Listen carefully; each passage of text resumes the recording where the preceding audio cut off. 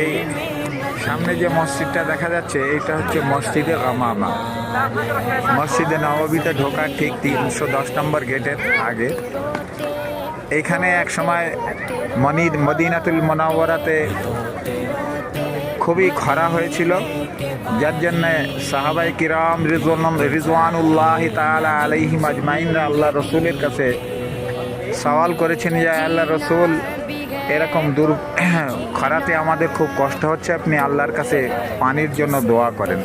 গামামা অর্থ মেঘ, অর্থাৎ এইখানে বসে আল্লাহ রসুল সাল্লাল্লাহু আলাইহি ওয়াসাল্লাম আল্লাহর কাছে দোয়া করেছিলেন, তারপরে মেঘ হয় এবং মেঘ হয়ে বৃষ্টি হয়।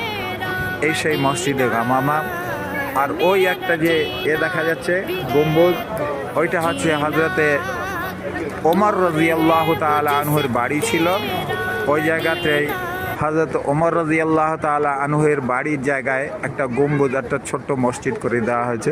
এই সমস্ত মসজিদগুলো মসজিদে নববীর কাছাকাছি, অর্থাৎ যেখানে হজরত ওমর রাদিয়াল্লাহু তাআলা আনহুর বাড়ি ছিল মদিনাতে।